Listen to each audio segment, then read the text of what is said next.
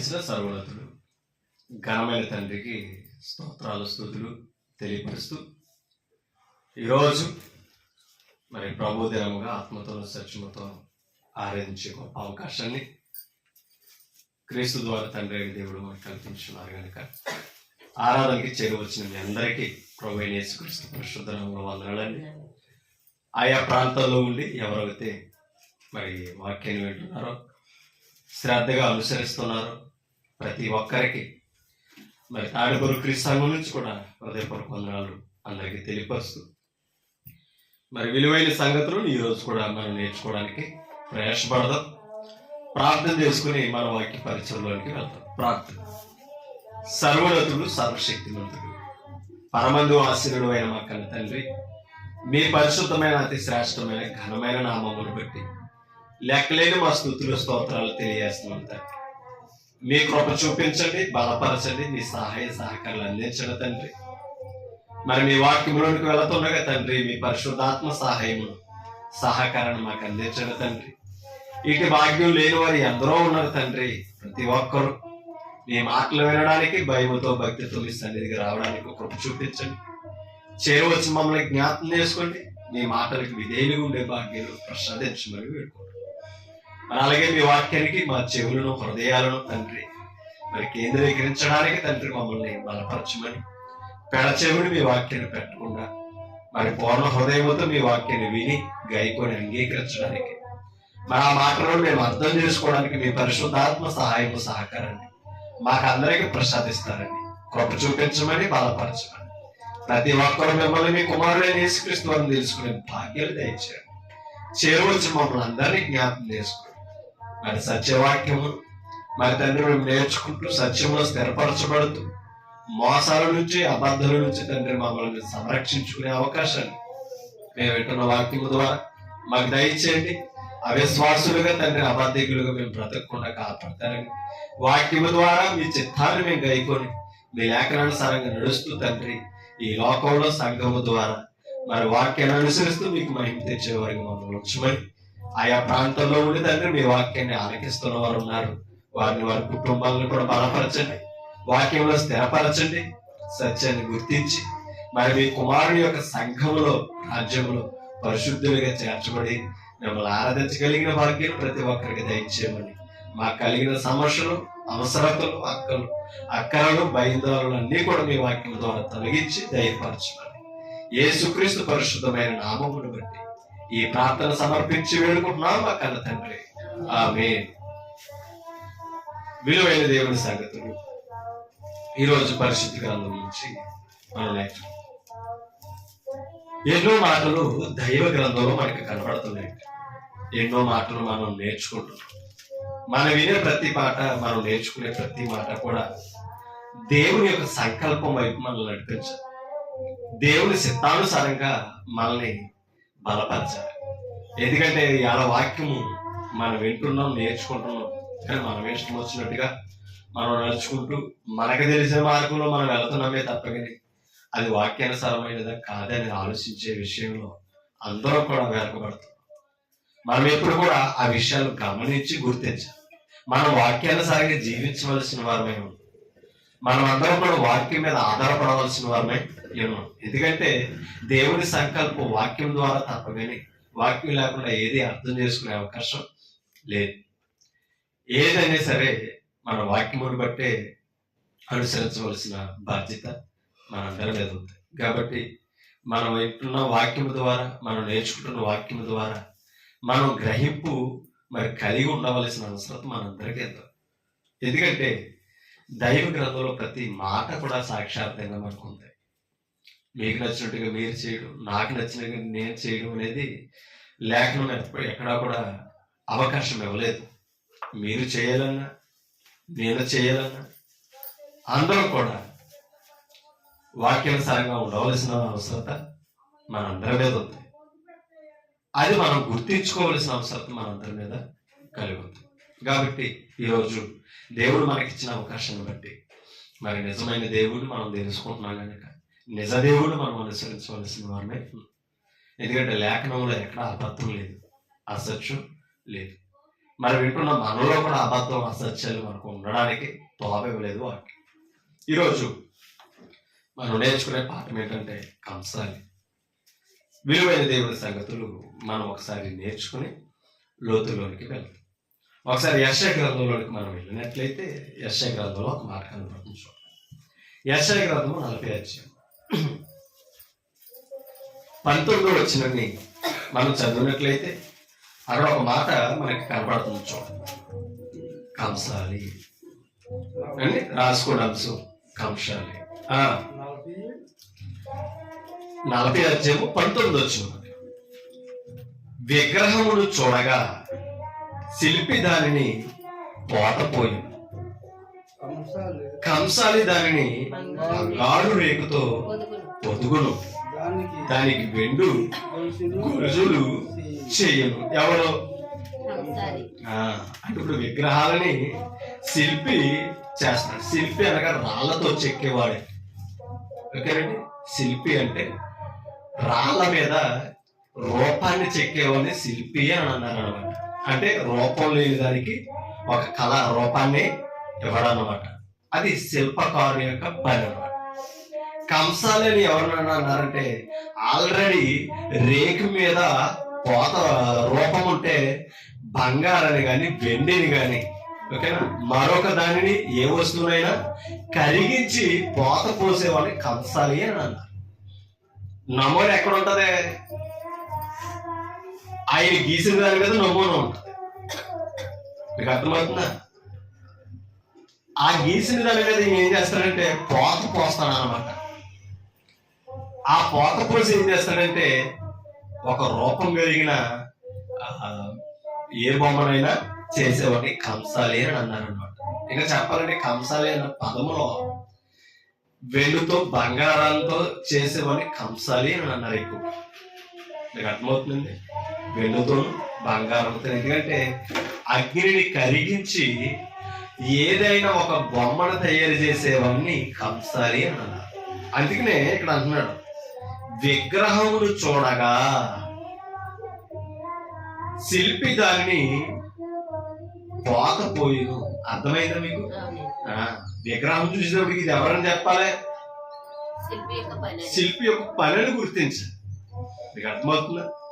అది ఏ బొమ్మ అయినా సరే, అవునండి కదండి. అది విగ్రహమును చూసినప్పుడు, అంటే విగ్రహము అని అంటే ఒక ప్రతిమ అండి. విగ్రహము అని అనగా ఒక బొమ్మ. అంటే విగ్రహము అని అంటే జీవము లేనిది, ప్రాణము లేని దానినే విగ్రహము అని అన్నారు. ఆ విగ్రహాన్ని ఒక కంసాలి ఏం చేస్తున్నాడట? ఒక శిల్పి ఏం చేస్తున్నాడట? పోత పోస్తున్నాడు. కంసాలి దానిని బంగారు రేకులతో పొదుగును, దానికి వెండి గొలుసులు ఎన్నైనా చేస్తాడు. ఎవరో? కంసాలి. ఓకేనా? ఇప్పుడు కంసాలి పని ఏంటి? వెండినైనా సరే బంగారంనైనా సరే అగ్నిలో కరిగించి రూపం లేని దానికి రేకు మీద రూపం పోసి దాన్ని నిర్మించడం. మీకు అర్థమవుతుందా? కంసాలి యొక్క పని, శిల్పకారుని యొక్క పని. ఇర్మియా గ్రంథంలో కూడా మనం వెళ్దాం. ఇర్మియా గ్రంథం 24 వచ్చి మొదటి వచ్చిన మనం ఒకసారి చదువుతాం. ఇర్మియా గ్రంథం 24 వచ్చి మొదటి వచ్చు. బబులోను రాజైన నెబుకద్నెజరు యోధా రాజైన యెహోయాకీము కుమారుడగు యెకొన్యాను యోధా నుండి యోధా ప్రధానులను, శిల్పకారులను, కంసాలులను యెరూషలేము నుండి చెరపట్టుకుని బబులోనులకు తీసుకుని పోయిన తరువాత యెహోవా నాకు, చూడండి, యెహోవా నాకు చూపగా యెహోవా మందిరం ఎదుట ఉంచబడిన 2 గంపల అంజూరపు పండ్లు నాకు కనబడెను. ఇక్కడ నెబుకద్నెజరు బబులోను రాజట యెరూషలేము నుండి ఎవరిని తీసుకెళ్ళాడట? అక్కడ చెప్పాడు చూడండి, యెహోయాకీము కుమారుడగు యెకొన్యాను యోధా ప్రధానులను అన్నట, శిల్పకారులను, కంసాలులను యెరూషలేము నుండి చెరపట్టుకుని వెళ్ళిపోయాడట. ఓకేనా? అంటే ఇంత నైపుణ్యత కలిగిన వారు ఎక్కడ ఉన్నారో యెరూషలేములో ఉన్నారు. ఇంకో విషయం చెప్పనా, ఇశ్రాయేలులో కూడా అటువంటి నైపుణ్యత కలిగిన వారు ఉన్నారు. ఒక మాటే ఇది ఇలాగ ఉంచి ద్వితీయోపదేశకాండంలోనికి నిర్గమకాండంలోనికి మనం వెళ్తాం. నిర్గమకాండంలోనికి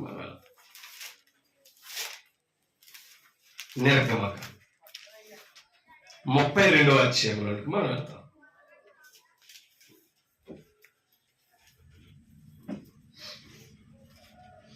ఒకసారి 2వ వచనం నుంచి చదివితే ఇక్కడ మనకు అర్థమవుతుందండి. అందుకు అహరోను మీ భార్యలకు, మీ కుమార్తెలకు, మీ కుమార్తెలకు చెవులనున్న బంగారు పోగులను తీసి నా యొద్దకు తెండని ఎవరితో చెప్పాడు? ఇశ్రాయేలీలతో చెప్పాడట. వారితో అంటే ఇశ్రాయేలుతో చెప్పాడట. ఎవరు చెప్పారు? అహరోను చెప్పాడు. ఏమని చెప్పాడు? అక్కడ జరిగింది ఏంటంటే, మాకు ముందు నడిచే ఒక దేవుడు కావాలి. మోషే ఏమైపోయాడో తెలియదు. మోషే ద్వారా మమ్మల్ని నడిపించిన దేవుడు ఏమయ్యాడో మనకు తెలియదు. కాబట్టి అహరోను అంటున్నారు, మేము మా భుజాల మీద ముందెక్కువ నడిచే దేవుడు ఒకడు మాకు కావాలి, నువ్వు తయారు చేయాలని ప్రజలందరూ ఒత్తిడి చేయడం వల్ల అహరోను ఏం చేశాడు? వారిని కంట్రోల్ చేయలేకపోయాడు. మోషేలాగా వారిని అక్కడ ఆపి దేవుని వైపు, ఆలోచన వైపు నడిపించలేకపోయాడు. ఎవరో? అహరోను. కానీ ఎప్పుడైతే ప్రజల ఒత్తిడికి ఆయన తట్టుకోలేకపోయాడో ప్రజలు ఏం చేశారట? ఇంక ఈయన ఆలోచన చెప్తున్నాడు, మీ భార్యలు, మీ కుమారులు, మీ కుమార్తెలు చెవు పోగులు, దుస్తులు, ఇంకేమన్నా ఉంటే బంగారు వస్తువులను తెచ్చి నా దగ్గర పెట్టండి అని అన్నాడు. ఎవరో? అహరోను. అహరోను ఎవరో? మోషే గారికి అన్నగారు అన్నమాట. ఓకేనా? మోషే గారికి అన్నగారు. ఇశ్రాయేలును నడిపించుకోవడం మాట సహకారి మోషేకి. ఓకేనా? ఎవరో? అహరోను. ఈ అహరోను సేనాయి పర్వతం కింద ఉన్నాడు. సేనాయి పర్వతం పైనేమో మోషే ఉన్నాడు. ఎందుకు వెళ్ళాడు? ఇశ్రాయేలు కొరకు 2 రాతి పలకలు 10 ఆజ్ఞలు తేవడానికి వెళ్ళాడు. అవి దేవుడి చేత పుచ్చుకొని అంటే ఇశ్రాయేలుకి ఇవ్వడానికి 40 దినాలు పట్టింది.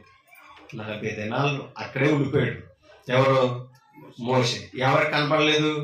ఇశ్రాయేలుకి కనపడలేదు.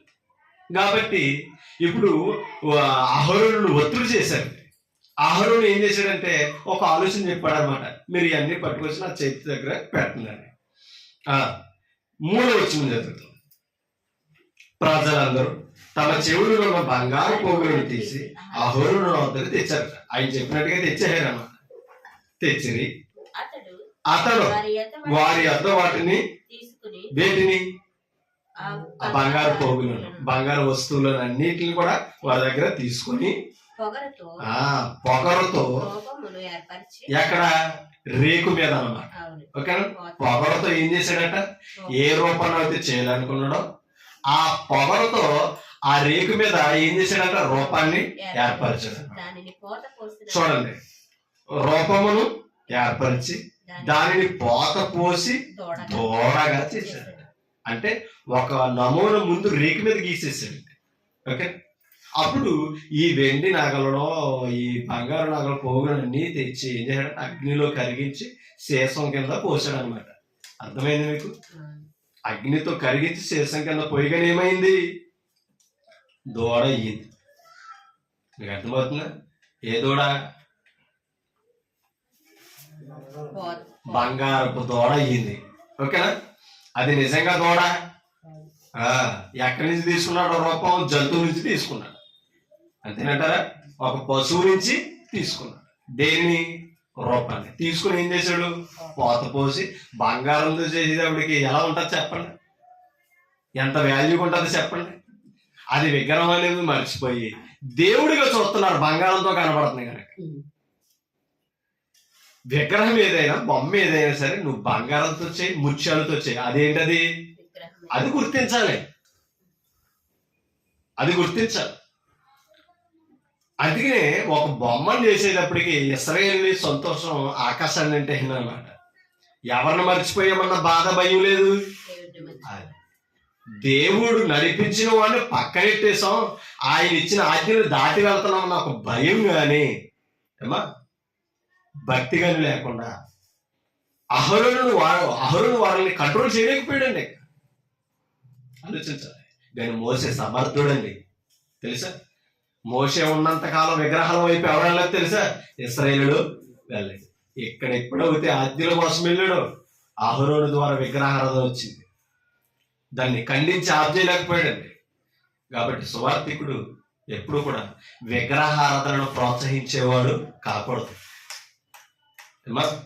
ఇశ్రాయేలులోనే కాదు, క్రైస్తవులో కూడా ఏముండకూడదు, విగ్రహారాధన ఉండకూడదు. అది వాక్యానికి, దైవానికి విరుద్ధం. దానిని ప్రోత్సహించడానికి అవకాశం లేదు. అది గుర్తించవలసిన అవసరం మన అందరి మీద ఉంది, అవునే కాదు. కాబట్టి ఒక సువార్థికుడు విగ్రహారాధన ప్రోత్సహించాడంటే అహరోనులాగా అసమర్థుడని గుర్తించాలి.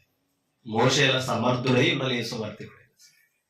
అలాగే విగ్రహారాధనే కాదు, అబద్ధం వైపు కూడా నడవడానికి ఒప్పుకోకూడదు సువార్థికుడి విధానం. అది ఇంకో విషయం చెప్పనా, ఇప్పుడు అహరోనునికి నత్త, మోషేకి నత్త, మోషేకి నత్తి, అవునా. మోషే మాట నేర్పరే కాదు, స్పష్టంగా ఎవరు మాట్లాడగలరు. అందుకని నీకు నోరుగా ఎవరిని ఎత్తున్నానని చెప్పాడు, నీ అన్నయ్య అహరోను ఎత్తున్నాను. నోరు ఉన్నవాడు కంట్రోల్ చేయలేకపోయాడు. అర్థమైందా. సరిగ్గా మాట్లాడలేనివాడు కంట్రోల్లో నడిపేస్తున్నాడు దైవం. అంటే నాకు అన్నీ ఉన్నాయి కదా, నేను బలవంతుడు కదా, నేను ఏదైనా చేయగలిగిన తెలివైన జ్ఞానవంతుని అనుకోకూడదు. మన జ్ఞానం, మన తెలివి దైవం ముందు పని. అర్థమవుతుంది. మనలో అవయవాల్లో ఏ లోపం ఉన్నా సరే ఆయన పని చేయించుకుంటే కనుక సమర్థతగా చేసుకోగలడు. అర్థమైందా. కాబట్టి మనం ఎప్పుడు కూడా ఆలోచన చేయాలి, దేవుడు అప్పగించిన పనులు నమ్మకంగా ఉండాలి. అర్థమైందా. అందుకని అక్కడ ఆ మాట అంటున్నాడు చూడండి, పొగరతో రూపమును ఏర్పరిచి దానిని పోత పోసిన దూడగా చేసిన అప్పుడు వారు ఎవరు, ఆ పోగులు తెచ్చారే కుమారులు, కుమార్తెలు, భార్యలు, ఇశ్రాయేలు యొక్క పిల్లలందరూ కూడా వారు, ఓ ఇశ్రాయేలు, ఐగుప్తు దేశముల నుండి నిన్ను రప్పించిన నీ దేవుడు ఎంత వివేకమండి.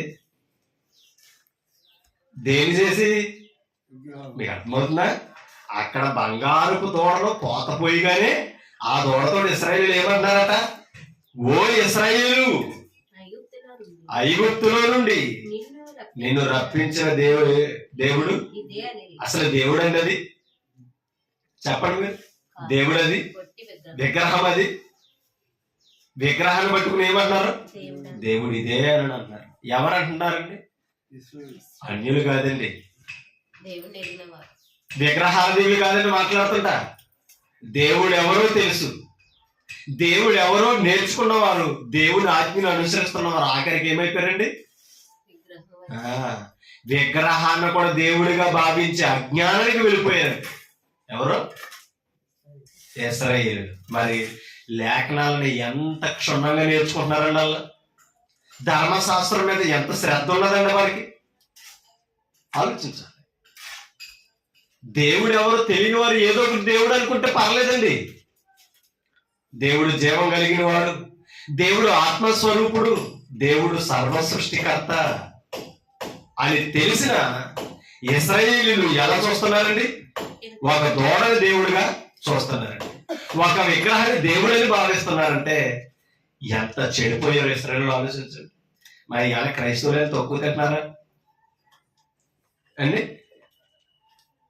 దేవుడు ఆత్మస్వరూపుడు, వాక్య స్వరూపుడు అని తెలిసినా సరే ఇవాళ చర్చుల్లో ఎన్ని విగ్రహాలు ఉన్నాయండి, అవునా కదా.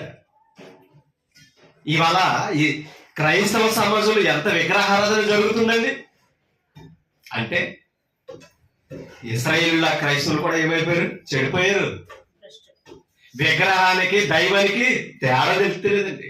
సిలువు గుర్తు కనపడితే చాలు ఎవరు అనుకుంటున్నారండి, దేవుడు అనుకుంటున్నారు తప్ప కానీ అది ఒక విగ్రహం అని గుర్తించలేకపోతున్నారంటే అసలు వాక్యం ఎంత గమనిస్తున్నారో ఒకరు ఆలోచించే.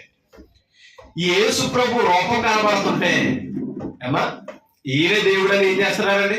అది క్యాలెండర్ మీద ఉన్న ఫోటో అయినా, గోడ మీద ఉన్న ఫోటో అయినా, ఆఖరికి సిమెంట్తో చేసిన ఒక రూప కలిగిన బొమ్మ అయినా సరే ఏమంటున్నారండి? ఈయన దేవుడు, ఈయన పరలోకం నుంచి వచ్చారు. ఎవరు చూపించారండి మనకి? ఈయన దేవుడు అని ఎవరు చూపించారు మనకి? ఆయన క్రీస్తు అనే రూపంలో బైబిల్లో ఎక్కడ ఉన్నదండి? ఉందా? చెప్పాలి మీరు. బైబిల్లో ఈయనే క్రీస్తు ఇలాగే ఉన్నాడని అపోస్తలులు ఎక్కడైనా ముద్ర వేశారా? ఆఖరికి పరిశుద్ధాత్మ ప్రేరేపణది 66 పుస్తకాలు కనబడితే ఏ పేజీలోనైనా ఉందా? క్రీస్తు రూపం మీదే. ఈయనే ఆరాధించాలి మీరు, ఈయనే దేవుడిగా పూజించాలి. ఇంకోటి ఏదైనా ఇశ్రాయేల్లో చేసుకుంటారేమో, ఇదిగో రూపం మీదేనండి దేవుడు ఎక్కడన్నా ఇచ్చాడు? 66 గ్రంథాల్లో 66 పుస్తకాలు ఎక్కడ ఇవ్వలేదు ఈ గ్రంథంలో. 2 నిబంధనల్లో ఎక్కడ కూడా కనపడలేదు. అయినా సరే ఈయన యేసు ప్రభు నువ్వు ఎలా చూస్తున్నావు అంటే, ఎవరో ఒక వ్యక్తి వాక్యముతో కూడిన సినిమా తీస్తే అవునట్టు కదండి, ఆ సినిమాలో దీనంగా ఆలోచన చేసి నటిస్తే ఆయన ఎవరు అనుకుంటున్నామండి? మనం ఒక మనుషుని దేవుడిగా మనుస్తున్నామంటే మరి ఇశ్రాయేలు కంటే తక్కువ తింటామా మనం? వాళ్ళకంటే బలవంతులు మనం అంటే విగ్రహారాధనలో మనం అంటే వాక్యాన్ని కూడా ఆలోచించని అజ్ఞానంలో వెళ్తున్నాం అనమాట. ఇక అవునా కాదా? ఇవాళ ఎవరో క్రీస్తు రూపం ఇలాగే ఉన్నదని చెప్పి విగ్రహాన్ని ఆరాధన చేస్తుంటే, చర్చి ముందు పెడుతుంటే నమస్కరించి మోకలేసి ప్రార్థన చేసి వెళ్తారేదా మా కష్టాలు తప్పించని. ఇప్పుడు ఒక మాట మీకు చూపిస్తాను చూడండి. హోషేయ గ్రంథంలో హోషేయ గ్రంథం 28వ అధ్యాయం. హోషేయ గ్రంథం 8వ అధ్యాయం తీసారా? 6వ వచనం చదవండి. 8వ అధ్యాయం 6వ వచనం.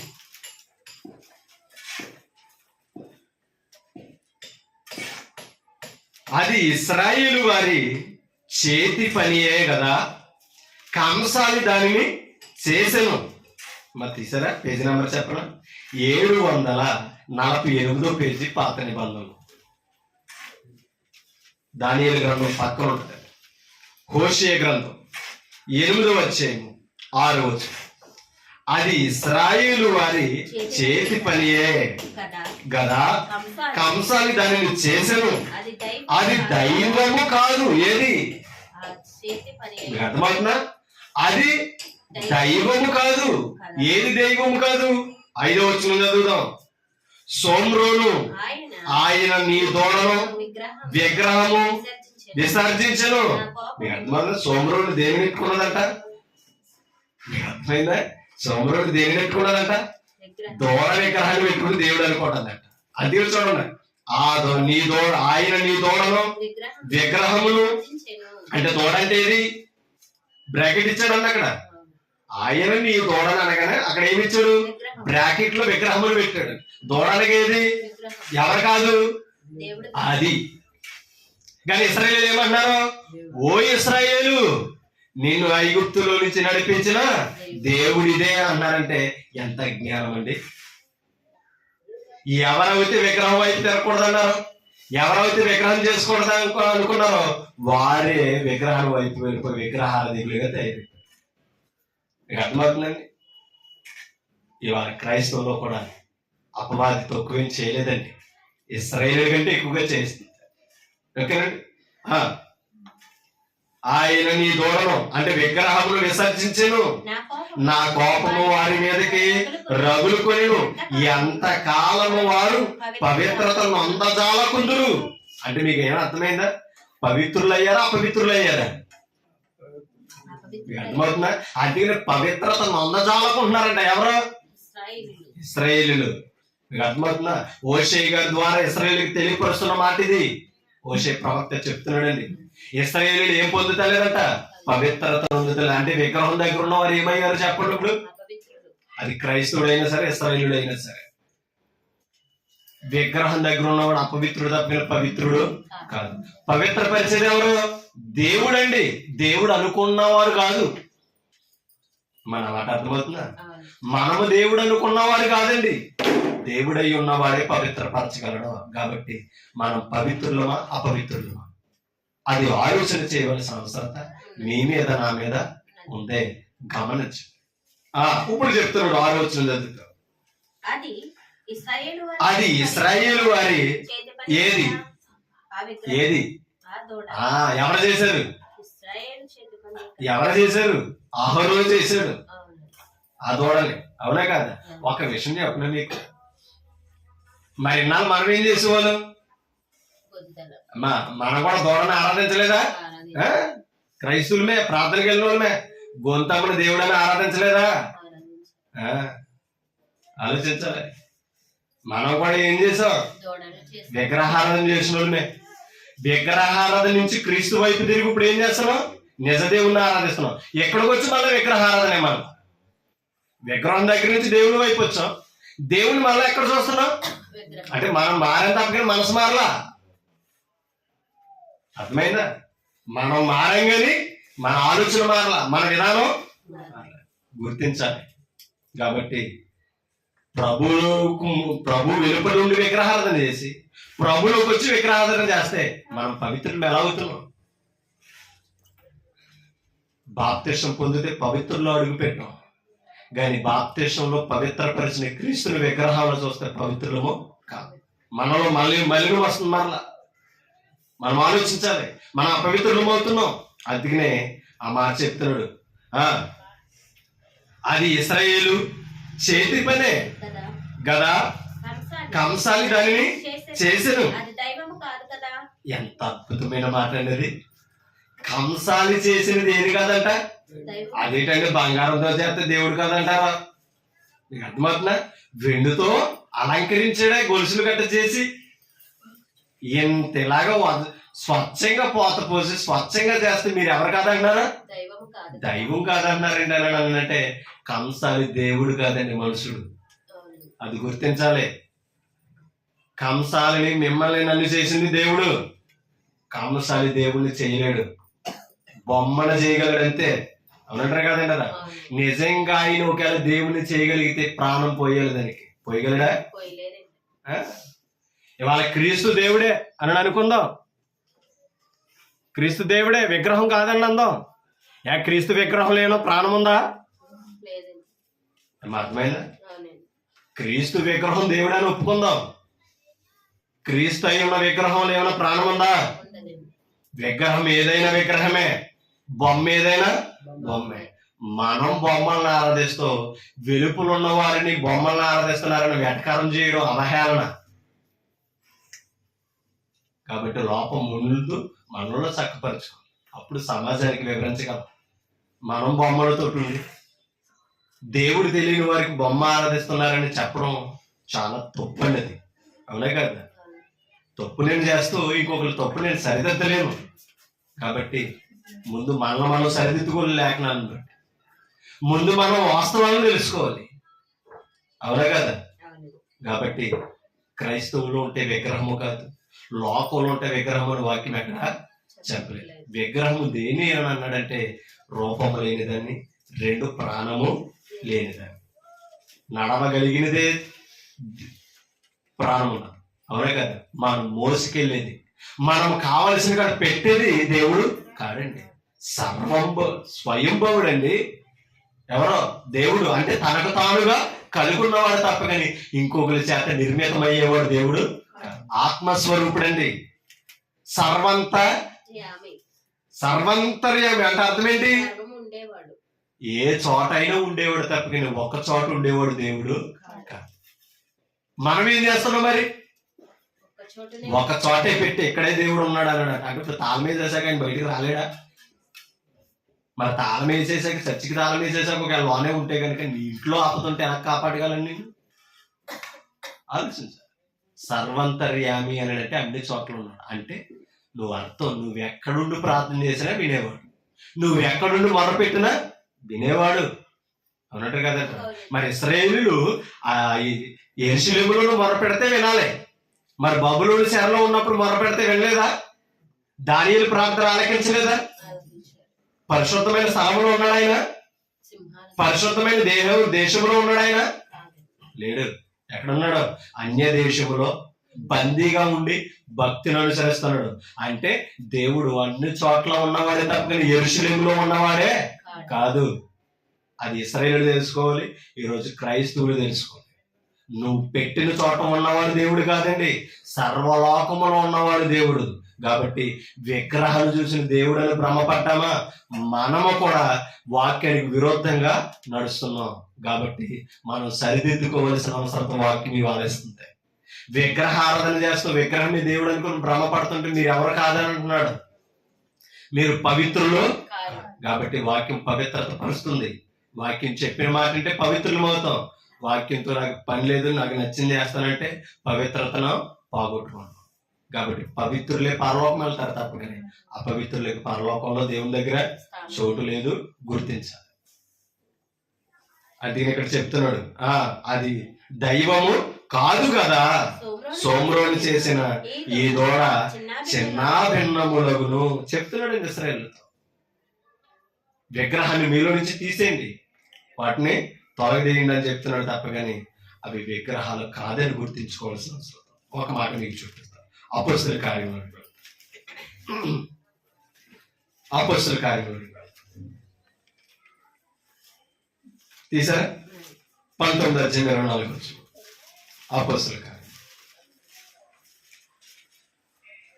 19:24 ఎలాగనగా దేమిత్రియను ఒక కంసాలు ఉన్నాడట.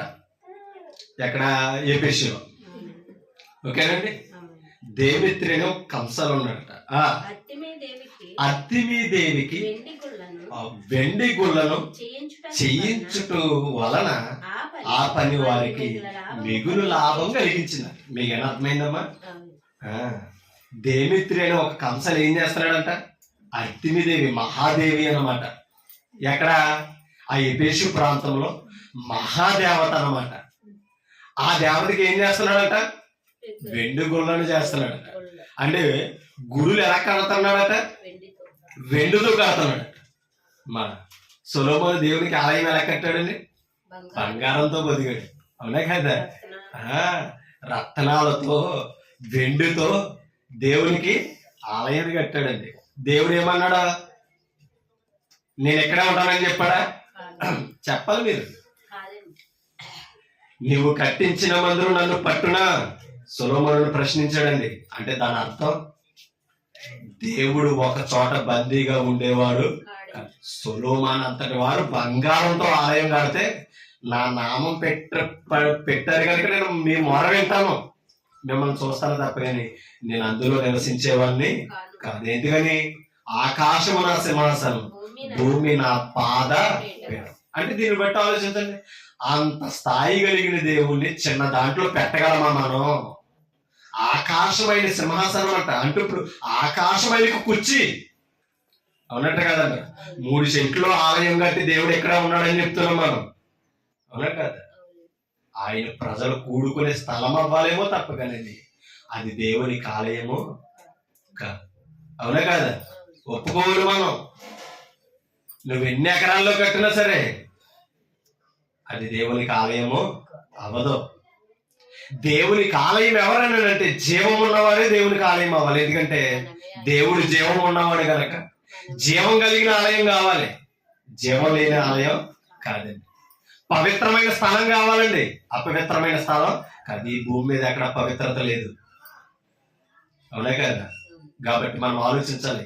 దేమిత్రి అనేవాడు వెండి గుళ్ళను ఆత్మీయదేవికి, మహాదేవికి చేస్తుంటే దాని వలన ఏమొస్తుందంట? ఆ ప్రజలకే మిగులు లాభం. అటువంటి ప్రదేశానికి పౌలు వెళ్ళాడండి. అటువంటి ప్రదేశానికి పౌలు వెళ్ళాడండి. పౌలు ఏం చెప్తున్నాడు చూడండి. చూడండి, అతడు వారిని అట్టి పని చేయు ఇతరులను ఏం చేశాడంట? గుంపు కూర్చి. అట్టి వారిని ఆయన ఏం చేస్తున్నాడంట? గుంపు కూర్చి ఎవరో పౌలండి. అయ్యలారా, ఈ పని వలన మనకు జీవము బాగుగా జరుగుచున్నదని ఎవరికి? ఆ ప్రజలకి. ఓకేనా? ఆ ఎఫెసీలో ఉన్న ప్రజలందరికీ మీకు అర్థమవుతున్నారు? ఆ ఏథెన్సులో ఉన్న ప్రజలందరికీ తెలుసట. ఈ కంసాలు వీళ్ళు చెప్తున్నాడంట, మహా మిగులు లాభం వస్తుంది, దీని మీద మనకి జీవనము బాగుగా జరుగుతున్నదే. ఒక పౌలు అనేవాడు వచ్చి ఇది విగ్రహము బొమ్మ అని చెప్తున్నాడండి అనేసి ప్రజలందరికీ విషయాన్ని తెలియపరిచాడట. 26 వచ్చు. అయితే చేతులతో చెయ్యబడినవి దేవతలు కాదని ఎంత స్పష్టంగా ఉందండి. మనం ఎంత వెండితో బంగారంతో దేవికి గుళ్ళులు చేసి ఇన్ని లాభాలు సంపాదించుకుంటే జీవనం చేసుకుని బ్రతుకుతుంటే ఈ పౌలు అనేవాడు వచ్చి ఏమంటున్నాడండి? మరలా చదువుదాం. అయితే చేతులతో చేయబడినవి దేవుళ్ళు కావని ఈ పౌలు చెప్పి ఏం చెప్తున్నాడు?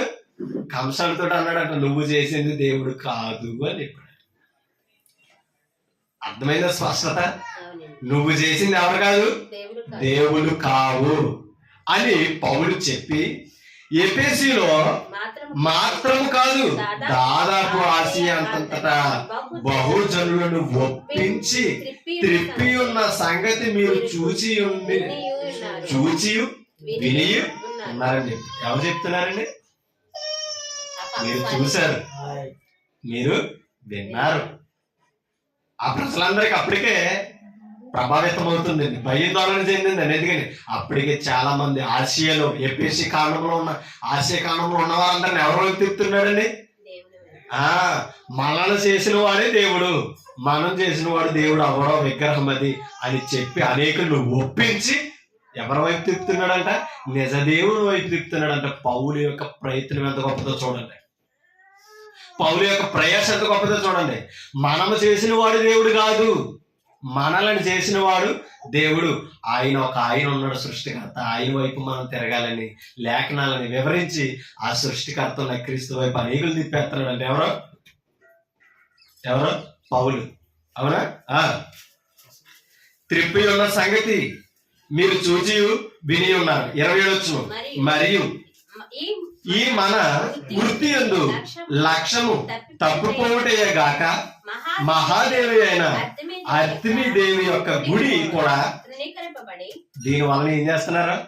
మహాదేవి అని కాలనడక మీద వచ్చి మోకాళ్ళ మీద నడిచి ఎన్నో మొక్కుబళ్ళు చేసుకుని ఎన్నో ప్రాంతాల నుంచి వస్తుంటే లక్షల పోస్తుంటే వీడు వచ్చి చెప్పగానే ఏం చేస్తున్నారు? ఇప్పుడు తృణీకరించడం అంటే ఏంటి?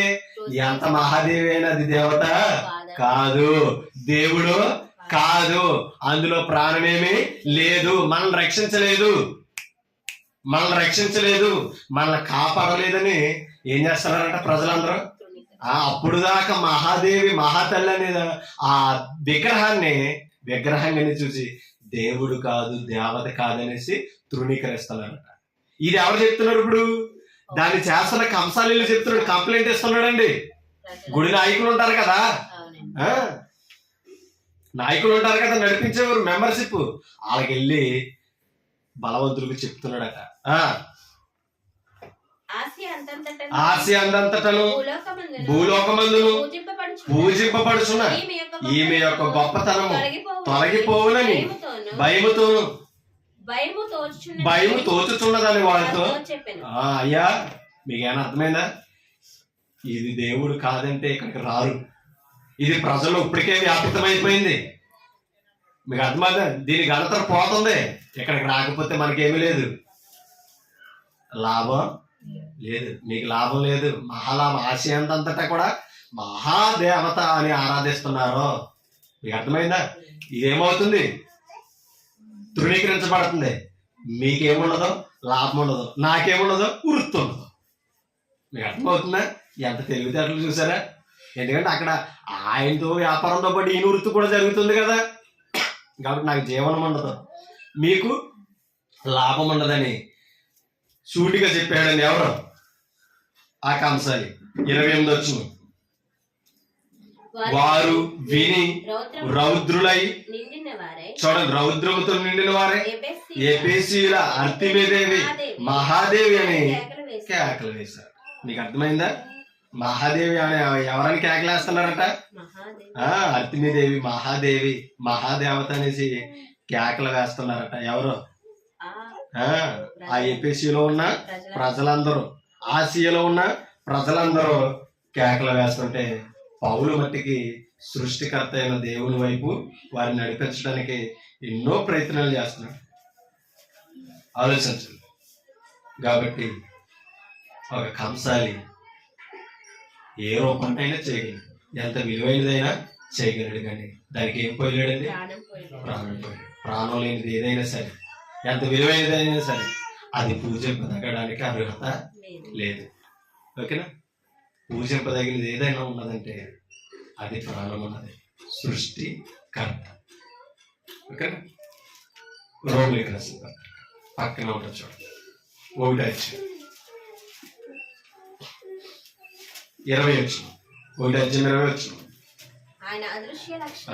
దేవుడి లక్షణాలు ఎలాంటివంట?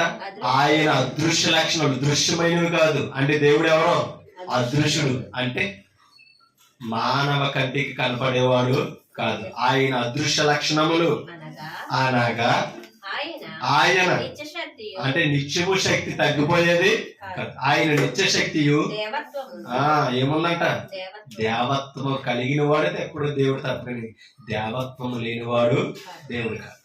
ఓకేనా?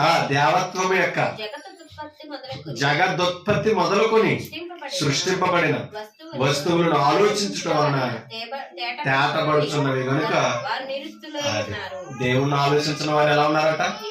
నిరుక్తులై ఉన్నారట. అమ్మా, దేవుడు ఎవరో ఎలా తెలుస్తుందంట? జగదుత్పత్తి మొదలుకొని సృష్టింపబడిన వస్తువులను, ప్రకృతిని ఆలోచించడం వలన ఏమవుతుందంట? అమ్మా, దేవుడు ఎవరో తేటతలం అవుతుంది. ఈ సృష్టిని చూస్తే అర్థమవుతుందండి సృష్టికర్త ఎవరో అని. అవునే కదా? ఈ సర్వాన్ని సృష్టించిన వాడు దేవుడు అండి. ఈ సర్వంలో తన రూపంలో చేసిన మనుషుని చేసిన దేవుడు అండి.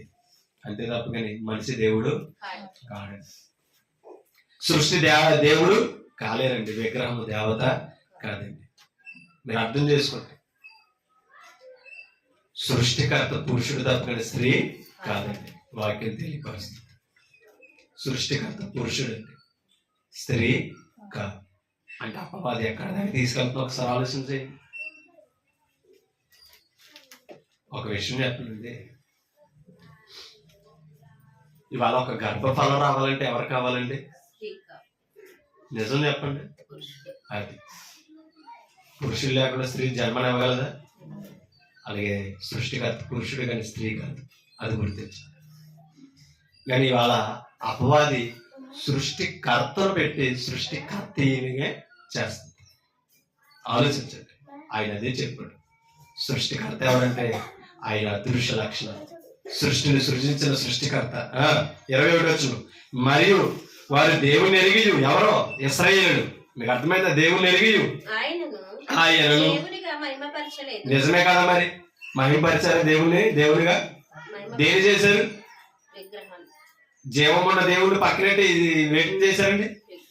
విగ్రహాలను చేసి దూరం చేసి యెహోవాని ఏం చేశారు? దేవునిగా ఆరాధించలేదు. దేవుని స్థానంలో విగ్రహాన్ని పెట్టి విగ్రహారాధన చేశారు. అపవిత్రులు అయ్యారు. ఆయనను దేవునిగా మహిమపరచలేదు, ఆఖరికి కృతజ్ఞతా స్తుతులను చెల్లింపలేదు. కానీ తమ వాదముల యందు అది ఇశ్రాయేలీయులు ఏం చేశారంట?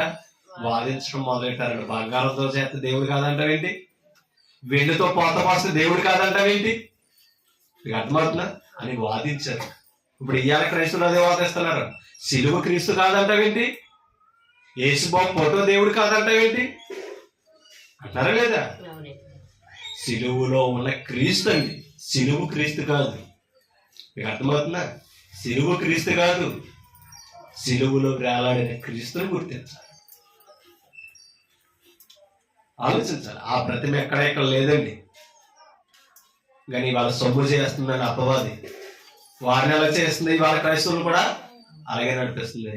మనం గుర్తించుకోవాల్సిన అవసరత ఉంది. విగ్రహం ఏదైనా విగ్రహమే, బొమ్మ ఏదైనా బొమ్మే. కాబట్టి మనం నిజదేవుడు తెలుసుకుంటున్నాం. నిజదేవుడి గురించి వాక్యం చెప్తుంది. మనం గ్రహించకపోతే అవివేకులం అవుతున్నాం. వివేకం కావాలి, తెలివి కావాలి, జ్ఞానం కావాలండి. మనం నిజదేవుని గుర్తించాలండి. మనం దేవునికి ఆరాధించాలండి. దేవుని స్థానంలో విగ్రహం పెట్టి పాపం చేయకూడదండి. అది మనం భౌతికంగా చేసే పాపాల కంటే భయంకరమైన పాపం విగ్రహాలు. కాబట్టి దేవుని మార్చే శక్తి ఏ నరుడికి లేదండి. మార్చకూడదు. మనం మార్చినంత మాత్రాన ఆయన మారిపోయేవాడు కాదు. కాబట్టి మనం అబద్ధం చేసుకుని అసత్యం వైపు వెళ్తే మనమే నష్టాల్లో పాలవుతున్నాం. ఓకేనా? కింద చదువు 22 వచ్చింది. వారి అవివేక హృదయము, ఆ హృదయంలోకి ఏమొచ్చిందంట అంటే చీకటే. మరి చీకట్లో ఏదైనా మనం ఏదైనా చూడగలమా? చీకట్లో ఏమైనా చూడగలమా? స్పష్టత తెలుస్తుందా? మన హృదయంలో అంధకారం ఉంది. అపవాది అనే పాపం అలుముకున్నదే హృదయంలో. అందుకనే నిజాన్ని గుర్తించలేకపోతున్నాం. అపవాది యొక్క ఆలోచనలు మనం హృదయంలో అలుముకున్నాం కాబట్టి నిజదేవుని మనం గమనించలేకపోతున్నాం. అందుకనే హృదయం అంధకారమైనప్పుడు వాస్తవాలు మనకు అర్థం కావు. అందుకని హృదయంలో మార్పు పొందాలి మనం. వారి అవివేక హృదయం అంధకారమయమైను, తాము జ్ఞానులమని చెప్పుకొనొచ్చు బుద్ధిహీనులయ్యారు. జ్ఞాని ఏం చేయాలి? ఉన్నతంగా నడవాలి, ఉన్నత దేవుణ్ణి అనుసరించాలి, జ్ఞానం ఇచ్చినోడు గుర్తించాలి. వీరు జ్ఞానులు అని చెప్తున్నారు, జ్ఞానం లేని వాడిని దేవుడు అన్న. అర్థమైందా? ఇప్పుడు మన జ్ఞానులు బలమయ్యా, జ్ఞానం ఉన్న దేవుడు జ్ఞానం ఇస్తే జ్ఞానులు అయ్యా, అవునా కాదా? కాబట్టి మన జ్ఞానం ఉన్న దేవుని గుర్తించాలి. అది అర్థం చేసుకో. మన జ్ఞానులమే. మన జ్ఞానం నిజదేవుని గుర్తించలేనప్పుడు అది అజ్ఞానం. వారు అక్షయుడు దేవుని మహిమను, అక్షయుడు అంటే క్షయము కానిది, లయము కానిది. ఇంక చెప్పాలంటే అక్షయత అంటే ఆత్మ సంబంధమైనది, భౌతిక సంబంధమైనది కాదు. అక్షయుడకు దేవుని మహిమను మనుషుల అంటే మనిషి లయమవుతాడా లేదా? నిరంతరం ఉండగలరా భూమి మీద మనిషి? నశించిపోయేవాడే, కానీ దేవుడు నశించిపోయేవాడు. మనుషుల యొక్క పక్షుల యొక్క చతుష్పాత అంటే 4 కాళ్ళ జంతువు ఏదైనా సరే అది దేవుడు కాదని గుర్తించాలి. చతుష్పాత జంతువు అంటే 4 కాళ్ళు. ఓకేనా? చతుష్పాత జంతువుల యొక్క పురుగుల యొక్క ప్రతిమా స్వరూపములుగా మార్చారంట. ఎవరో? ఇశ్రాయేలులే నిజదేవుని తెలుసుకొని ఇన్ని రూపం కలిగిన దేవుళ్ళు పెట్టేసుకొని నిజదేవుడిని సృష్టికర్తను పక్కనెట్టి విగ్రహారాధన చేస్తున్నారండి. కాబట్టి ఇవాళ మనం కూడా గుర్తించాం, పావురమును ఆరాధించే క్రైస్తవులో ఉన్నారు అమ్మా, అవునే కాదు? పావురమునే పూజించే క్రైస్తవులు ఇవాళ. పరిశుద్ధాత్ముడు పావురము వలె దిగినందుకు పావురమే దేవుడు అనే పరిస్థితికి ఇవాళ వచ్చేసాం. పావురం అంటే పరిశుద్ధాత్ముడని గుర్తించే అజ్ఞానంలోనికి వెళ్ళాం. పావురం వలె దిగాడు తప్పకని పావురం పరిశుద్ధాత్ముడని బైబిల్ ఎక్కడ చెప్పలేదు. లేఖనాలను అపార్థం చేసుకో, అక్షరాలను తప్పు పట్టుకోకూడదండి. పావురం వలె పరిశుద్ధాత్ముడు దిగాడు తప్పకని పావురము పరిశుద్ధాత్ముడు అని ఉన్నది అక్కడ. మరి అలా ఏం చేస్తున్నాం? మనం ఎక్కడ ఆరాధిస్తున్నాం? ఎలా ఆలోచిస్తున్నాం? కాబట్టి ప్రతి పదం ముఖ్యం. పదాలను మార్చకూడదండి. అక్షరం తప్పితే అర్థం మారిపోతాయి, అవునా కదా? కాబట్టి మనం దేవుణ్ణి భౌతికంగా చూడకూడదు, ఆత్మస్వరూపుడిగా చూడాలి. ఇశ్రాయేలు అలా మార్చేశారండి, కానీ దేవుడు ఎవరు? ఆత్మస్వరూపుడు, విగ్రహము కాదని మనం గుర్తించుకోవాల్సిన అవసరత ఉంది. కానీ ఒక మాట మీకు చూపిస్తాను. జకరియా గ్రంథంలో ఉంటారు. జకరియా గ్రంథం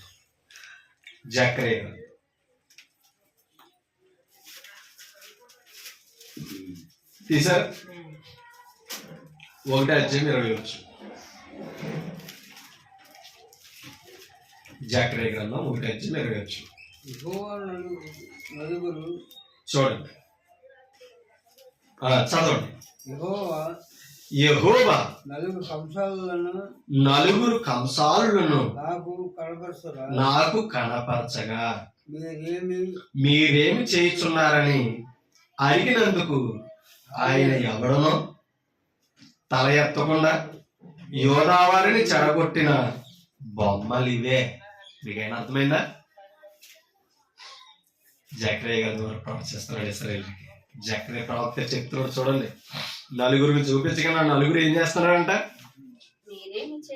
మీరేమి చేయబోచున్నారని నేను అడిగినందుకు ఆయన ఎవడనో తల ఎత్తకుండా యోధావారిని చెడగొట్టిన బొమ్మలు.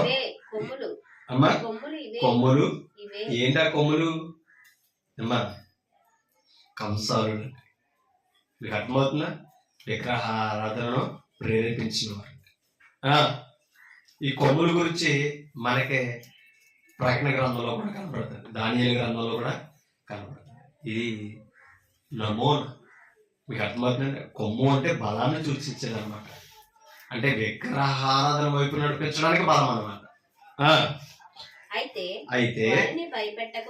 వారిని భయపెట్టకును యోధా దేశస్తులని చెరగొట్టుటకై వారి మీద బలాత్కారము జరిగించిన అన్యజనుల కొమ్ములను పడగొట్టుటకును వీరు వచ్చి ఉన్నారని నాకు సెలవిచ్చారు. నీకు అర్థమవుతుంది? అంటే యోధావరిలో విగ్రహారాధన వైపు నడిపించే బలవంతులు ఎందరో ఉన్నారు. ఓకేనా? ఆ విగ్రహారాధన వైపు నుంచి తప్పించడానికి ఈ 4 కొమ్ములు అలంకార రూపంగా ఉన్నాయి. అది మనం అర్థం చేసుకోవాలి. ఒక మాట మీకు చూపిస్తాను, చూడండి. కీర్తన గ్రంథంలోనికి వెళ్తాం. 12:6 కీర్తన. ఒక మాట అక్కడ కనబడుతుంది. కీర్తన గ్రంథం 12:6 చూడండి. అమ్మా, యెహోవా మాటలు ఎలాంటివి అంటావి? యెహోవా మాటలు పవిత్రమైనవి. అవి మట్టి మోసలో 7 మారులు కడిగి ఉదికిన వెండి అంత పవిత్రములు. అంటే ఎవరి మాటలో? ఓకే, ఒకసారి జకరియా గ్రంథానికి మళ్ళా రండి. జకరియా గ్రంథం 13:8-9 చదువు. జకరియా గ్రంథం 8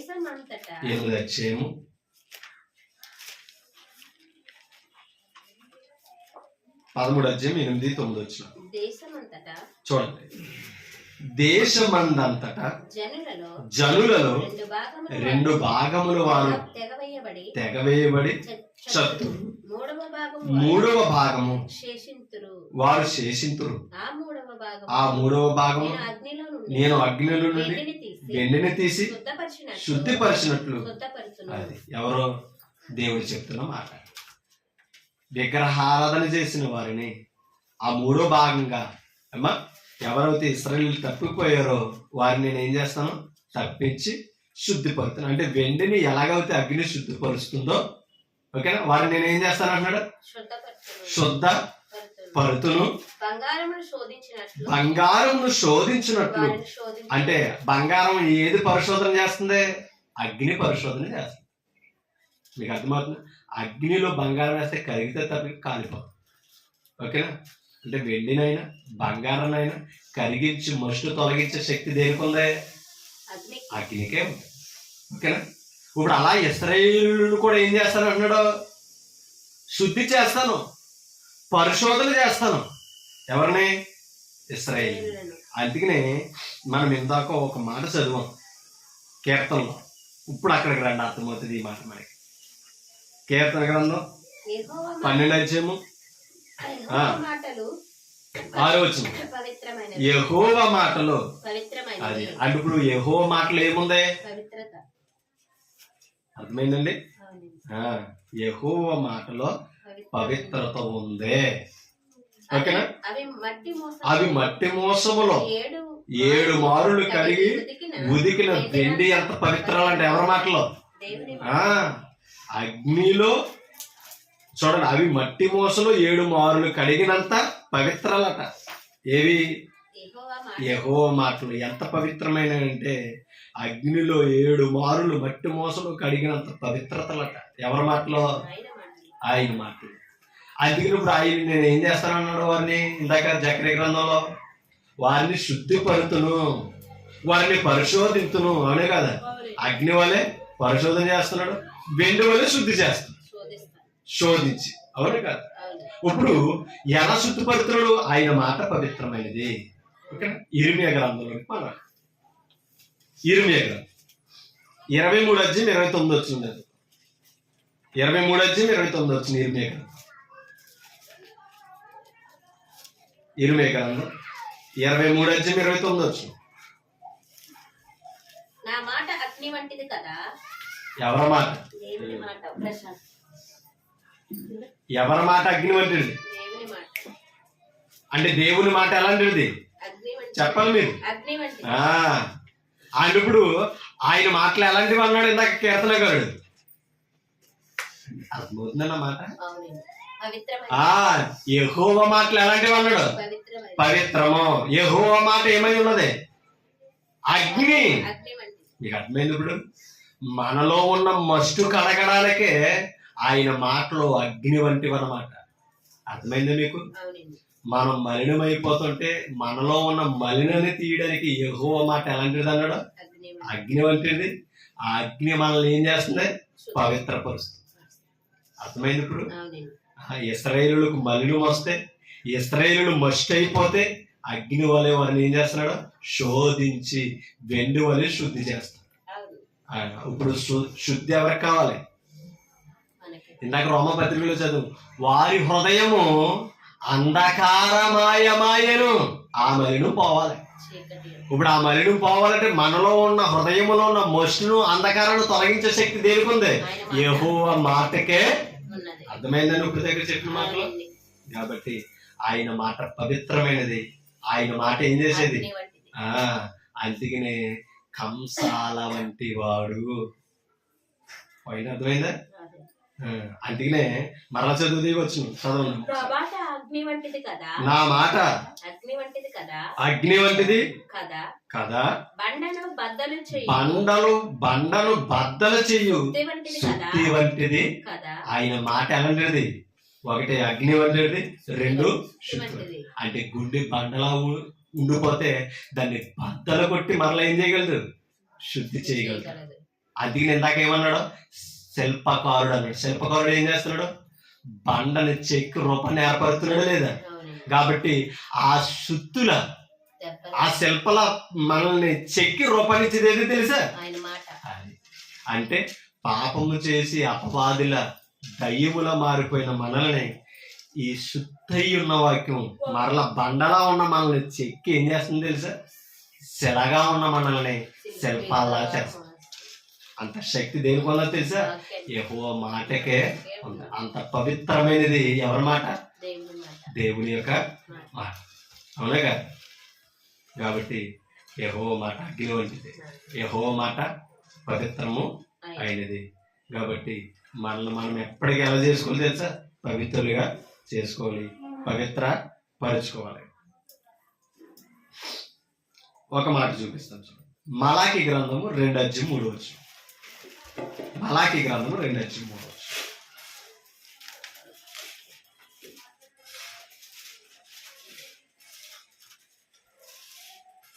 మిమ్మును బట్టి. మలాకి గ్రంథం 2:3. మిమ్మును బట్టి. మిమ్మును బట్టి విత్తనములను చెరిపివేతును. చెరుపువేతును నీ ముఖముల మీద. నీ ముఖముల మీద పడవేతును. అమ్మా పేడవేతును. పేడవేతును. పండుగలలో పండుగలలో అర్పించిన పశువుల పేడ వేతును. మీరు అర్పించు పశువుల పేడ వేతును. పేడ ఊడ్చివేసిన స్థలమునకు. పేడ ఊడ్చివేసిన స్థలమునకు మీరు ఊడ్చివేయబడుదురు. ఎవరో? ఇశ్రాయేలీయులండి. మీకు అర్థమవుతుందా? ఎందుకంటే దేవునికి బలులు అర్పించేవారు కదా. ఎవరో? ఇశ్రాయేలు. ఆ మాటే ఇక్కడ యాజకులతో చెప్తున్నా మాట ఒకసారి మొదటి నుంచి చదివితే మనకు అర్థమైంది. కావున యాజకులారా, ఈ ఆజ్ఞ మీకు ఇవ్వబడి ఉన్నది, సైన్యములకు అధిపతి యెహోవా సెలవిచ్చినదేమనగా మీరు ఆ ఆజ్ఞను ఆలకింపక. ఎవరు ఆజ్ఞను? దేవుని ఎవరో ఇశ్రాయేలు కాదండి, ఎవరితో చెప్తున్నాడు? ఇశ్రాయేలు యాజకులతో చెప్తున్నాడు. యాజకులు ఎక్కడ ఉంటారు? ఆయన పరిశుద్ధ స్థలంలో ఉంటారు. ఆయనను పూజించి ప్రజలను శుద్ధిపరచడానికి నియమింపబడిన వారండి యాజకులు. ఆ యాజకులతో చెప్తున్నాడు ఏమని? మీరు ఆ ఆజ్ఞను ఆలకింపకయు నా నామమును ఘనపరచునట్లు మనపూర్వకముగా దానిని ఆలోచింపకయు ఉండిన ఎడల నేను మీ మీదకి ఏం తెప్పిస్తానన్నాడు. అసలు వీళ్ళకి ఏం రావాలి? దేవుని సన్నిధిలో సేవ చేస్తే ఆశీర్వాదం రావాలి. మీరు ఆలకించకుండా వాక్యానుసారంగా నన్ను మనసును పెట్టకుండా చేస్తే మీకు ఏమున్నది అన్నాడు? శాపము తెప్పించి మీకు కలిగిన ఆశీర్వాద ఫలమును శపింతును. మీరు దానిని మనసునకు తెచ్చుకొని చూడండి, మనసునకు తెచ్చుకున్న వారైతిరి గనుక ఎంతకు మునిపే నేను వాటిని శపించి యుంటిని. ఇప్పుడు చెప్తున్నాడు మిమ్మును, చూడండి, మిమ్మును బట్టి విత్తనములను, అది అంటే అర్థం ఏంటి? పంట పోతుందని చెప్పాడు. అంటే ఎక్కడ కొడుతున్నాడు? కొడుకు మీద కొడతాడు. అర్థమవుతుందా? కరువుతో ఏ దేశమైనా బ్రతకగలదా? మీరు నన్ను మరిచి ప్రవర్తించారా? నా స్థానంలో విగ్రహాన్ని పూజించారా? మిమ్మల్ని ఏం చేయను, మీ పంటలు కొడతానని చెప్పాడు. మీ విత్తనాలు చెరిపి వేస్తానన్నాడు. విత్తనం అంటే ఏంటనుకున్నా? పంట. ఇంకో విషయం చెప్పండి, మన మందా తుఫాను దేవుడు తప్పించకపోతే ఏమవుతుంది? మన దేశాలన్నీ కరువై కూర్చుంది. మీకు అర్థమవుతుందా? అంటే దేవుని కృప ఎంత ఉందండి. అన్ని మేలులు, అన్ని కార్యాలు మన పట్ల చేస్తున్నా కూడా దేవునిగా గుర్తించకపోతే మనం ఎందుకు బ్రతుకుతున్నాం? ఒకసారి ఆలోచన చేస్తున్నావా? కింద చదువుతాం, మిమ్మల్ని బట్టి విత్తనములను చెరిపివేతును, నీ ముఖముల మీద ఏం చేస్తానని అన్నాడు? అపవిత్రతని చెప్తున్నాడు అనమాట. మీ మొక్కల మీద ఏం వేస్తాను? ఎందుకని? చతుష్పాద జంతువులను దేవుడికి ఆరాధించారు లేదు? ఇందాక రోమపత్రిక చెప్పింది. దేవుని ఆజ్ఞని లోబడకుండా యాజకులు ఏం చేస్తారు? అపవిత్రత చేస్తారు. అందుకనే పేడ అనేది అపవిత్రతకు సూచన. అవును కదా? అందుకని మీ మొక్కల మీద ఏం వేస్తాను అన్నాడు? పేడ వేతును. పండుగలలో మీరు అర్పించిన పశువుల పేడ, అది మీరు ఏదైతే దేవునికి అర్పించారో అవే మీకు తిరిగి శాపంగా వస్తుందని చెప్పాడు. మీరు పండుగల్లో ఎన్నో గోవులను బలిగా అర్పించారు, ఆ పేడ వేస్తాను మీ మీదకి. అర్థమైందా? కింద చదువు, పేడ ఊడ్చివేసిన స్థలమును మీరు ఊడ్చివేయ. మీకు అర్థమవుతుందా? ఆ మలినాన్ని ఎవరైనా ఉంచుకుంటారండి? మీకు అర్థమవుతుందా? అది ఎలాగైతే ఒక యజమానుడు ఊడ్చేస్తాడో మీలో అపవిత్రులైన వారిని నేను అలా ఊడ్చేస్తానని చెప్తున్నాను. ఇది మలాఖీ ద్వారా ఇశ్రాయేలుకి చెప్తున్న మాట. ఎందుకు తెలుసండి? దేవుని సన్నిధిలో యాజకులు అలా బ్రతికారండి. ఒక్క మాట మీకు చూపిస్తాను, అక్కడ ఇంకా బాగా అర్థమవుతుంది. 5వ వచనం చదవండి. నేను చేసిన నిబంధన వారి జీవమునకును సమాధానమునకును కారణమాయను, భయభక్తులు పుట్టించుటకే నేను వాటిని వారికి ఇచ్చింది. వేటిని? ఆజ్ఞలను. ఆజ్ఞ భయభక్తులుగా కలిగించడానికంట వాటిని వారికి ఇచ్చి కనుక వారు నా యందు భయభక్తులు కలిగి నా నామము విషయములో భయము గలవారే సత్యము గల ధర్మశాస్త్రము బోధించుచు దుర్బోధ నేత్రములను, చూడండి, నేనేమాత్రమును చెయ్యక సమాధానమును బట్టి యథార్థతను బట్టి అనుసరించి నడుచుకున్న వారై దోషము నుండి అనేకులను త్రిప్పాలి. మరి మీరే ధర్మశాస్త్రానికి వ్యతిరేకంగా ఉంటే అనేకులు త్రిప్పగలరా? అమ్మా, ఇప్పుడు నేనే ఉన్నాను, కాంతారాగరే ఉన్నాను. మేము ఏదో వచ్చి రానట్టుగా మాట్లాడుతున్నాం అనుకో, సత్యం అర్థమవుతుంది మీకు? చెప్పండి. మేము ఏదో 2 మాటలు చెప్పుకుని కాలం గడిపిపోతున్నాం అనుకో, మమ్మల్ని మేము రక్షించుకోగలమా? మా బోధ మీద మీకు రక్షణ ఉంటదా? అందుకనే యాజకుడు గుడ్డోడు కాకూడదని చెప్తున్నాడు. గుడ్డోడికి త్రావు చూపితే ఏమవుతారు? అదేనమాట. దేవుణ్ణి మేము తెలుసుకోకపోతే, దేవుని భక్తులకు వస్తున్న మీకు దైవాన్ని ఎలా పరిచయం చేయగలం? కాబట్టి యాజకుడు, అందుకనే మీ యాజకులు గుడ్డోళ్ళు అన్నాడండి. అసలు ఈ మలాకి చదివితే అసలు దేవుని పరిచయం చేసే సేవకుడికి భయం పుట్టారు. మీకు అర్థమవుతుందా? కాబట్టి ఎవరో మీ యాజకులే గుడ్డోళ్ళు అన్నాడండి యేసుప్రభు. గుడ్డోడుకు త్రోవ చూపితే వారిద్దరు గుడ్లో పడతారని ఎవరితో చెప్పాడు అనుకుంటున్నారు? శాస్త్రులు పరిచయంతో చెప్పాడు. వారు వాక్యానికి వ్యతిరేకంగా బ్రతుకుతున్నారు, అనేకులు వాక్యం వైపు నడిపించాలనుకున్నారు. అందుకనే మీరు మనుషులు కల్పించిన పద్ధతిలో దైవోపదేశములని చెప్పుచు బోధించు మీరు నన్ను వ్యక్తంగా ఆరాధిస్తున్నారు. మీరు అనుసరించేది గ్రంథాన్నే. ఏం కల్పించుకున్నారు? మానవ కల్పితాలు వస్తాయి. కాబట్టి మానవ కల్పితాలు దైవం దగ్గర పని చేయు. ఎప్పుడైతే కల్పితాలు వచ్చినాయో మనం వేషధారులం అయిపోతాం, భక్తి పరులము. దేవుని భయం కూడా పోతుందండి మనకి వాక్యం లేనప్పుడు. వాక్యం ఉంటే దేవుని భయము సువార్థికుడికి ఉండాలి, విశ్వాసులకి ఉండాలి. అందుకని ఎంత జాగ్రత్తగా వాక్యం చెప్పాలి, మేము ఎంత జాగ్రత్తగా మీరు వాక్యం వినాలి. అందుకనే మేము చెప్పేవి లేఖనాలు ఉన్నాయో లేదో పరిశోధన చేసుకోకపోతే మీరు నష్టపోతాం, మేము నష్టపోతాం. మీకు అర్థమవుతున్నా? గుంట అంటే ఏంటనుకుంటున్నారు? ఏదో దారిలో గొయ్యలో పడతామని కాదు, పాతాళమనే గుంటలో శాశ్వత కాలం ఏడుస్తామన్నమాట. వేదన ఏడుపు పండ్లు కొరుటాయి ఆ పాతాళం అనే గొయ్యిలో ఉంటుంది అనమాట. కాబట్టి పరలోకం వైపు నడుద్దామని దేవుని తెలుసుకుని పాతాళం వైపు వెళదామా. కాబట్టి సువార్థికుడు వాక్యం చెప్తున్నప్పుడు అలా ఉందో లేదో గ్రంథాన్ని చూడాలి తప్పని ఏం చెప్పాడంటే వాస్తవాలేనండి మనం అనుకోవచ్చు అని అనడానికి అవకాశం. కాబట్టి ఏం చేస్తున్నాం మనం తెలుసుకో, ఎలా బ్రతుకుతున్నాం మనం అర్థం చేసుకో.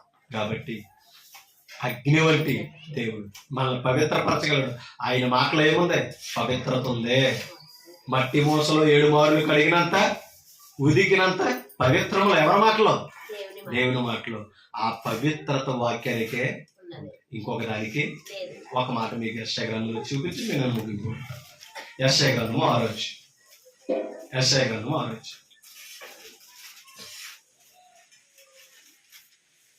తీసారా అమ్మా? 4 యెషయా గ్రంథము 6:4. వారి కంఠస్వరము వలన గడప కమ్ముల పునాదులు కదులుచు మందిరము దూపము చేత. ఎవరో? కేరూబులు, దేవదూతలు దేవుణ్ణి పరిశుద్ధుడని ఆరాధిస్తుంటే పూజిస్తుంటేనంట వారి కంఠస్వరము వలన గడప కమ్ముల పునాదులు కదులుచు మందిరము దూపము చేత నిన్నదన్న. స్తుతులతో పరిశుద్ధుడని ఆయనను కొనియాడుతుంటే ఆ స్తుతులు దూపాల్లా వెళ్తున్నాయట మందిరంలో. అప్పుడు యెషయా గారు అంటారంట, అయ్యో నేను అపవిత్రమైన పెదవుల గలవాడను. మీకు అర్థమవుతుందా? అపవిత్రమైన పెదవులు గల జనుల మధ్యను నివసించువాడును, నేను నశించి తిని రాజును సైన్యములకు అధిపతి యెహోవా నేను కన్నులారా చూచిననుకుంటుని. మీకు అర్థమైందా? యెహోవాను కన్నులారా చూచిననుకుంటుని నేను ఎలా ఉన్నాను అంటున్నాడు. అపవిత్రమైన పెదవులు గలవాడు, అపవిత్ర పెదవులు కలిగిన ప్రజల మధ్యలో నివసిస్తున్నాను. మీకు అర్థమవుతుందా? ఆ దర్శనం చూడగానే ఆ పరలోకంలో ఆ మందిరములు పైగా షేరోబులు పరిశుద్ధుడు అని ఆరాధిస్తుంటే ఆ దూతల స్థుతులు మందిరములో దూపల వల్ల వెళ్తుంటే ఈయన ఎలా కనిపించాడంటే ఆ స్థితికి. నేను అపవిత్రుడిగా అయ్యాను, నేను అపవిత్రుడు అని చెప్తుంటే ఇప్పుడు ప్రభు ఇచ్చిన మాట సెలవు చూడండి. అప్పుడు ఆ సేరూపుల్లో నొకడు. మీకు అర్థమైందా? సేరూపులు ఎక్కడ ఉన్నాయి? దేవుని దగ్గర ఉన్నాయి. అర్థమైందా? దేవుని ఆరాధిస్తాయి. ఆ సేరూపులలో ఒకడు తాను బలిపీఠము నుండి కారుతో తీసిన నిప్పును చేత పట్టుకొని నా యొద్దకు ఎగురు వచ్చి నా నోటికి దాన్ని దేనిని అగ్నిని తగిలించగా ఇది నీ పెదవులకు తగిలిన గనుక నీ పాపములకు ప్రాయశ్చిత్తమైన నీ దోషము తొలగిపోయాను. అంటే అగ్ని దేనికి కనబడుతుంది చెప్పండి? ఇప్పుడు పాప శుద్ధికి కనబడుతుంది. మీకు అర్థమవుతుందా? ఒక్క విషయం మరోలో అనుకోక, ఇవాళ అందుకనే చాలా మంది దేవాలయ దగ్గర నిప్పులు గుండం వేసి తొక్కుతూ ఉంటారు. అవునా? మనం కూడా చాలా ప్రక్రియలో చూస్తాం. ఆ నిప్పుల గుండం మీద ఎందుకు నడుస్తున్నారట? వారి పాపాలను ఆ అగ్ని పాపశుద్ధికి కారణంగా ఉంది. అర్థమైందండి మీకు? ఆ అగ్ని దేనికి శుద్ధిగా ఉంది? పాపశుద్ధికి కారణంగా ఉంది కాబట్టి అగ్ని గుండా నడుస్తున్నారు, దాటుతున్నారు. అవునే కదా? ఆ కాలుచున్న బలిపీఠం మీద ఉన్న నిప్పును తీసి దూత ఎవరికి పెదవులకి తగిలించాడట? యెషయా ప్రవక్త పెదవులకు తగిలించాడట. నేను ఎవరినని చెప్పాడు? అపవిత్రమైన పెదవులను గలవాడని అన్నాడు. ఆ బలిపీఠం మీద నుంచి తీసిన నొప్పులు తగిలించగానే ఏమయ్యాడు? పాపములు క్షమించబడ్డాయి, దోషాలు పోయినాయి, పవిత్రుడు అయ్యాడు లేదా? మీకు ఏమైనా అర్థమైతే ఆ బలిపీఠం వాళ్ళ సంఘం. అర్థమైందా? బలిపీఠము సంఘం. నిప్పేది అది. నా మాట అగ్ని వంటిది కాదా? అవునా కదా? అని ఇప్పుడు ప్రభు మాట ఏమైంది? అది మన పెదాల మీద ఉండవలసిందేది అది. పెదాలు శుద్ధి అవుతుందంటే హృదయ శుద్ధి అవదా? హృదయంలోకి వెళ్తే వాక్యం అంటే వాక్యం హృదయ పలకల మీద రాసుకో. అర్థమైందా? ఇప్పుడు మీరు అర్థం చేసుకోండి. ఇప్పుడు అగ్ని ఏది చెప్పండి? ఇప్పుడు మన ఆత్మను శుద్ధి చేస్తున్నదంటే వాక్యానికి ఎంత శక్తి ఉన్నదో చూడండి. అదినే మనం అగ్నిగుండం దాటవలసిన పని, తొక్కవలసిన పని. ఆ స్థానంలో దేనిని పెట్టాడు? ఆ వాక్యం చెప్పినట్టుగా వాక్యం ద్వారా కడుక్కుంటే చాలు. మనం ఎప్పటికి ఎలా ఉన్నాం? పరిశుద్ధులుగా ఉన్నాం. అవునే కదా? ఒక విషయం చెప్తున్నాను, మనం మలినం అవుతున్నప్పుడల్లా దేనిని చదవాలి, దేనిని వినాలి, దేనిని ధ్యానించాలి. ఇప్పుడు ఈ వాక్యం మన పెదాలకు తగులుతుంటే ఏమవుతుంది? పాపం పోయి పవిత్రత వస్తుంది. మరి ఇది చదవడానికి మూసేసి కూర్చుంటే ఎలాగండి? అవునా కదా? చెప్పండి. అగ్ని స్థానంలో దేని పెట్టాడండి? వాక్యాన్ని పెడితే మనకి ఇది అర్థమవుతలేదు. కాబట్టి మనల్ని శుద్ధి చేసి పాపాన్ని కడిగే శక్తి దేనికి ఉందండి? కేవలం వాక్యానికి ఉంది. దానిని బట్టి మనం పవిత్రత పరుచుకోవాలి లేదా? కడుక్కోవాలి లేదా? మనం శుద్ధి చేసుకోవాలి లేదా? అట్టి యోగ్యత దీనికి ఉందండి. ఒక మాట చెప్పి ముగించేస్తాం. రోమిలికి రాసిన పత్రిక 12 రోమపత్రిక 12 మొదటి వచ్చిన చదువు.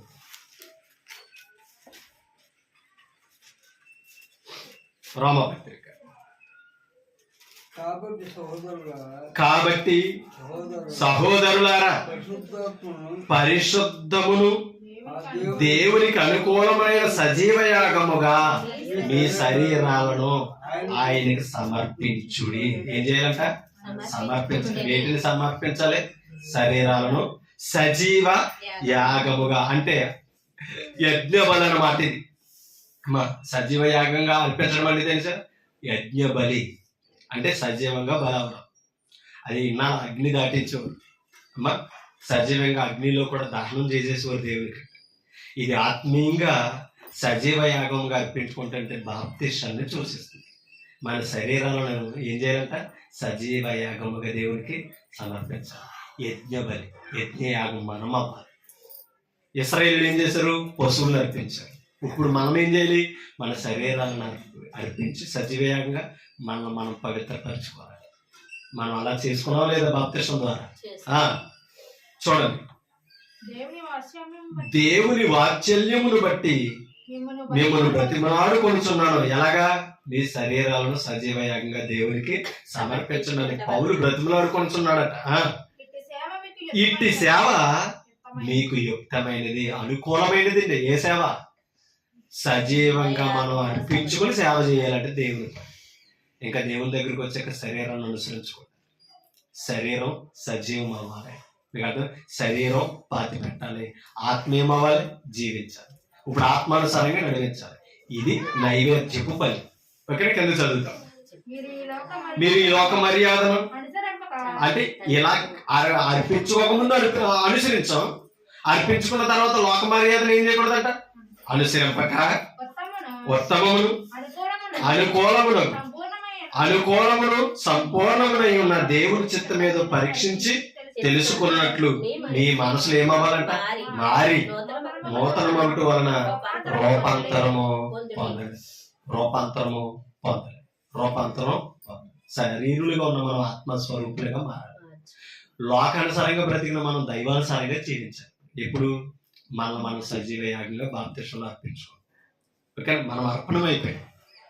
ఓకేనా, మనం ఇప్పుడు ఎలా బ్రతకాలంట? నూతనముగా రూపాంతరము పొందాలి. ఇప్పుడు పొందము లేదా? మన శరీరంలో ఆత్మస్వరూపులమా? దైవ స్వరూపులమే తప్పగానే మానవ స్వరూపులు. ఆల్రెడీ బాప్తిసం ద్వారా క్రీస్తులో మనం మారాం, నూతనంగా మార్చబడ్డాం. మన జీవితాలు, మన విశ్వాసం, మన క్రియలు ఎలా ఉండాలి? నూతనంగానే ఉండాలి. ఇప్పుడు నూతనమైన మనము ఆయనకు నూతనమైన అర్పణలో అర్పించాలి. ఒక్క మాట చెప్పి నేను ముగించేస్తాను. ఆ నూతన అర్పణ ఇది ఏప్రిల్కి రాసిన పత్రిక, ఏప్రిల్కి రాసిన పత్రిక 13:15-16 వచ్చిన చూడండి. ఏప్రిల్ పత్రిక 15-16 వచ్చిన 13 త్వరగా చదవండి, ముగింపు. కాబట్టి ఆయన ద్వారా అంటే క్రీస్తు ద్వారా మనము దేవునికి ఎల్లప్పుడూ ఏ యాగం అంట? ఏ యాగం చేశారు? స్తుతి యాగం మనం చేయాలి. యాగం అంటే బలుడు అర్పించారు పాత నిబంధనలో. అర్థమైందా? ఇప్పుడు స్తుతినే యాగంగా చేయాలట. ఎవరికే? దేవునికి. ఎవరి ద్వారా? క్రీస్తు ద్వారా. ఎందుకని? క్రీస్తు ప్రధాన యాజకుడు మనకి. స్తుతి యాగం చేయడము అనగా, స్తుతి యాగం అంటే చెప్తున్నాడు చూడండి. స్తుతి యాగం అంటే చెప్తున్నాడు చూడండి. ఆయన నామమును ఒప్పుకొనొచ్చు జెఫా ఫలము అర్పించుదుము. ఏ ఫలం అంట? మన కంఠ స్వరంలో నుంచి వచ్చే ఫలము అర్పించాలి. జెఫా ఫలం ఇది. ఓకేనా? జెఫా ఫలం అర్పించాలి, భౌతికమైన ఫలం కాదు. జెఫా ఫలము అర్పించుచు. ఇది ఏ యాగం అన్నాడో? జెఫ ఫలం ఏదన్నాడో? స్తుతి యాగం అన్నమాట.